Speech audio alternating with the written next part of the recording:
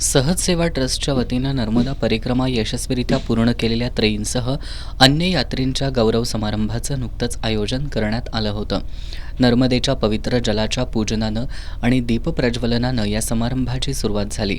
नर्मदा परिक्रमा यात्री सहज सेवा ट्रस्टचे विश्वस्त सूर्यकांत गायकवाड, हरीश बिलीमौर्या आणि प्राध्यापक गिरीश अभ्यंकर यांच्या हस्ते कुमारिकांचं पूजन करण्यात आलं. त्यानंतर सहज सेवा ट्रस्टच्या वतीनं नर्मदा परिक्रमा यशस्वी केल्याबद्दल गायकवाड, बिलीमौर्या आणि प्राध्यापक गिरीश अभ्यंकर यांचा सहज सेवा ट्रस्टच्या वतीनं गौरव करण्यात आला. त्यानंतर या तिघांच्या हस्ते आजवर कोल्हापूरमधून नर्मदा परिक्रमा यशस्वी केलेल्यांना सन्मानित करण्यात आलं. यावेळी अनंत खासबारदार यांनी सूर्यकांत गायकवाड, हरीश बिलीमौर्या आणि प्राध्यापक गिरीश अभ्यंकर यांनी खडतर नर्मदा परिक्रमा यशस्वीपणे पूर्ण केल्याबद्दल त्यांचं कौतुक करत सहज सेवा ट्रस्टनं या गौरव सोहळ्याच्या आयोजनातून असंख्य कोल्हापूरवासियांना सुद्धा नर्मदा परिक्रमेची फलश्रुती मिळवून दिल्याचं सांगितलं.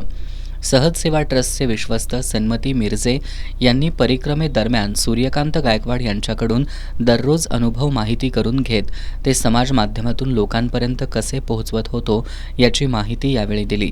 यावेळी सूर्यकांत गायकवाड, हरीश बिलीमौर्या आणि प्राध्यापक गिरीश अभ्यंकर यांनी परिक्रमेदरम्यान आलेले अनुभव उपस्थितांना सांगत अजूनही नर्मदे हरचा घोष कानात घुमत असून नर्मदा मैया डोळ्यासमोरून हटत नाही अशा भावना व्यक्त केल्या.